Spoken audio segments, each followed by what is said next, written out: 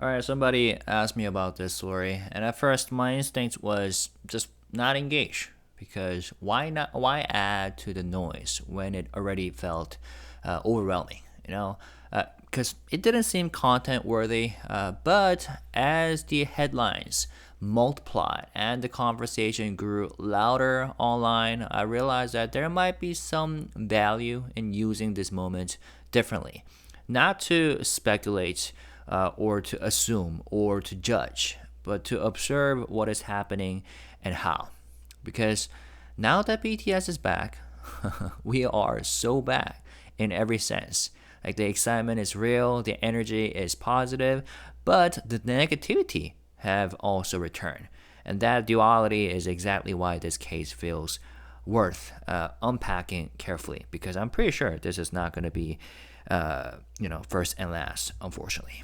All right, so on August 27th, Korean media exploded with headlines about BTS Jimin after actress Song Da-eun, an actress named Song Da-eun, posted a short TikTok video showing BTS Jimin entering what appeared to be an apartment hallway. And the clip itself is only seconds long.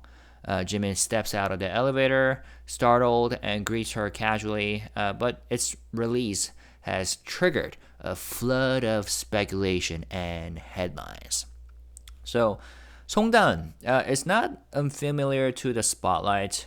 She first gained public attention in 2018 through the dating reality show called Heart Signal 2, and later she appeared in dramas such as Once Again, The Golden Spoon, and Can't Live Without Losing.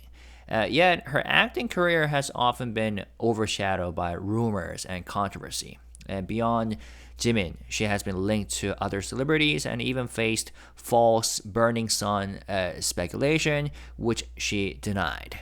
And over the years, she has spoken about the toll of malicious comments, sometimes breaking down in live streams and other times responding defiantly, even warning that she was collecting evidence for lawsuits. Now, what could have remained a fleeting personal moment quickly became front page news. Like dozens of outlets, and I mean it, dozens, more than 70 articles have been written and framed it as the latest spark in a years long dating rumor, pulling in past social media posts, old controversies, and fan reactions to give the story more weight. Some media described it as a pakje, like a permanent exposure of private life, while others called it like a self-열애설, implying that Song Da-eun herself has reignited the rumors over and over. And this isn't the first time that Jimin and Song Da-eun, their names have been linked by the Korean media, but the scale of coverage this time shows how the cycle works. One short video multiplied into endless interpretations, then fed both by media amplification and fan response. Okay, so it's like a cycle. So in this discussion, we won't ask whether the rumor is true or false. Instead, let's examine how journalists are framing the story, how fans are reacting online, some fans, I'll try not to generalize, and why each new reaction keeps the cycle alive. Okay? So let's talk about how the media framed it. The outlet that set the tone first was Xpo츠 News. In the morning, around 9 a.m., their exclusive, released by a journalist named Kim Ye-eun, their exclusive piece focused on Song Da-eun's career move, okay? Signing with a new agency while carefully tying her name back to Jimin by reminding readers of her long history with dating rumors. And at that point, the angle was relatively soft. An actress making a new start with the new agency, with the BTS connection used as a hook. But just hours later, Xpo츠 News published a second article that escalated the tone dramatically. The headline read, Jimin dating rumors. Song Da-eun, from complaints of malicious comments to home date exposure. Years of controversy. So this marked a clear shift. Instead of reporting a single event, like TikTok upload. The piece reframed it as a culmination of a long, messy saga stretching back to 2022. The article did several things at once. It labeled Song Da-eun's actions as self-열애설, self-created dating rumors, suggesting she repeatedly fueled speculation herself. It revisited her past posts, like the BTS merch shirt, the Daeun slash Jimin earphones, what is it? Yeah, AirPod cases, and the deleted photos. And it pulled in her emotional live stream from June, where she cried and said, "It's not my place to be cursed just because your idol loves me. I didn't seduce him first." And the article emphasized her confrontations with fans, including threats of legal action against malicious commenters. So by weaving these older controversies into the new video, the TikTok video, the article turned what could have been a one-off into a continuing narrative of scandal. And other outlets quickly followed this framing. Major newspapers and portals like Yonhap, JTBC, Donghua, Financial News, Chosun NBC, go on. Like more, I told you, more than 70 articles have been written about it, and I'm sure more are coming. They all ran pieces that repeated the same short quote from Jimin in the video, who allegedly said, "You knew I was coming, I didn't tell you on purpose," while adding layers of context, like past posts, rumors, and big hits silence. Like the language choices varied, but the effect was the same. Like tabloid style words like 밀회, terrorist, 박제, expose, immortalize, and 폭로, reveal. These words like raised the scandal factor. And agency silence was highlighted. How 묵묵부답, 확인 중, implying secrecy or avoidance. The fact that Big Hit is not responding, even though it's industry standard not to comment on personal matters. But who knows? Maybe Big Hit will respond. HYBE will respond. Although I personally don't see any points. And the scale of coverage itself became part of the story, with dozens of nearly identical headlines amplifying the same 30-second clip. And in short, the Korean press didn't just report a video. They built it into a saga, a repeat episode in a multi-year controversy that now, in their framing, demands explanation. Yeah, if you look at the tone of the headlines and articles, it almost sounds like they are demanding a response from either Jimin or Big Hit or HYBE. Now, let's talk about how fans are responding. Fans online had been far from unified, and I would say some fans. Okay, their responses range widely, reflecting different priorities and emotions. For some people, privacy is a central issue, and I agree here. Tweets with hundreds of thousands of views stress that it doesn't matter whether Jimin had a relationship. What matters is that his privacy was exposed without his permission, likely, and that the company should protect him, this particular person said. Others tried to deflate the story by pointing out that the footage looks old.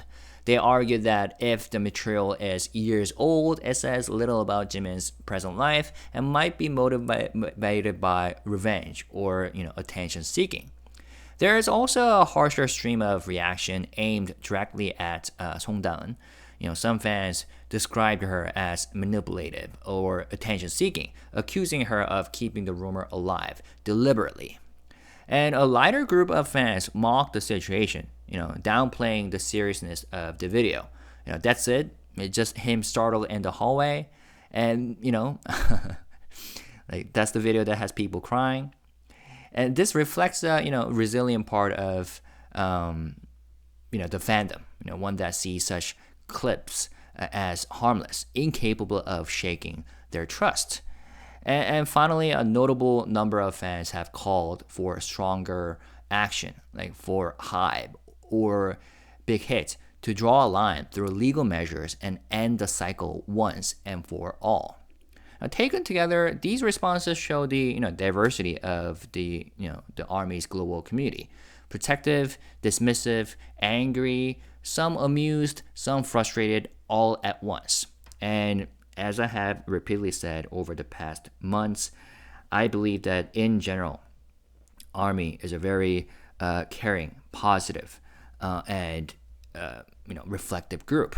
But because the fandom is so huge, there are all kinds of different people, right? And that's something that we have to keep in mind, and try not to generalize based on single or a few comments that we see online. Now, when you put the two sides together, the way journalists frame the story and the way fans respond, a very clear cycle emerges. Like step one, a trigger event. In this case, it was a 30-second TikTok clip. Okay, and without context, it could be ambiguous. Some people might say just two people greeting each other in a hallway, but the presence of Jimin's face and his voice made it instantly combustible. And step two, media amplification. Korean outlets raced to turn the clip into headlines. And I'm pretty sure, some global semi-news media agencies are doing the same right now. And each one recycled the same line from Jimin, what he said in the video, but added layers like past rumors, social media posts, a couple items, Song Da-eun's live streams, and Big Hit's silence. And the story ballooned from a single video into like N years of controversy, they say, multiple years of controversy. Step three, fan reaction. Fans then split into camps, those defending Jimin's privacy, those downplaying the clip as old or irrelevant, those attacking Song Da-eun directly, and those urging legal action, and so on. And even though many fans tried to protect Jimin, the sheer volume of engagement ensured the story kept trending. And step four, reaction becomes news. Journalists then use the fan responses for a second round of coverage, how the fans are being outraged, and fans demand HYBE statements or Big Hit statements, and fans divided. These are the headlines they are using, and this creates new headlines without new material. And step five, prolonged controversy. As long as no official statement is made, the cycle continues. Ambiguous content leads to amplified reporting, that leads to fan discourse, that leads to recycled into more reporting, and each loop magnifies the sense of quote-unquote scandal or controversy, even if nothing new has happened. Now, this episode is another reminder of how easily private moments can spiral into public spectacle. Like a short, ambiguous video becomes amplified through countless headlines. Fan debates extend its reach, and even silence is interpreted as part of the story. And once the cycle begins, it rarely stops on its own. So, looking at the situation with care, a few thoughts come to mind. Like before anything else, it feels very regrettable that a video like this was shared without Jimin's clear consent. Like regardless of what it shows, the act of making private interactions public can carry consequences that go beyond the moment itself. Now, also, some fans, out of protectiveness, are calling for legal action.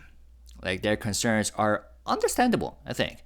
But there's also the risk that pursuing aggressive measures against a single person, kind of well known, could keep the issue alive longer than it might naturally last. And sometimes pushing too hard can create more noise, not less. But maybe that's, I don't know, maybe that's the answer, maybe that's not. But I just wanted to point that out. And as for the broader question of idols dating, it is something that, in principle, need not be treated as a scandal, I think. Like artists, like anyone else, form relationships as part of their lives. And that's something that I, continue to believe in. And within BTS fandom, there has long been a foundation of trust. Many believe that if there were ever a fandom capable of supporting its members through dating, marriage, and beyond, ARMY would be among the first. I personally believe so. At the same time, The reality of such a large global community, once again, is that perspectives will always differ, and moments like this bring those differences into view. Perhaps the most meaningful response, then, is restraint. Choosing not to feed speculation, not to amplify conflict, and not to let a private matter become endlessly recycled. In doing so, fans protect not only Jimin's dignity, but also the integrity of the community itself. And in fact, many Korean fans are already practicing this restraint through what they call 먹금, which is short for 어그로에게 먹이 금지, or don't feed the trolls. It's a collective reminder that even arguing or defending can prolong the story. And by refusing to engage, the fandom is trying to deny oxygen, so to say, to those who seek attention, whether that be individuals or media outlets. Still, the emotions stirred up are complicated, and I totally get that. Some feel protective, others feel hurt, and many simply exhausted by repetition. So, the question is, how can fans balance those different reactions while respecting each other? And is it possible to maintain support and curiosity without crossing into speculation? And at what point does engagement, even with good intentions, risk sustaining the very cycle everyone wishes would end? So here are the questions that I would like to end this video with. And as always, when you leave comments to discuss, let's stay positive, respectful, and classy, and all the more so, especially in this case. All right, peace and love. Bye bye.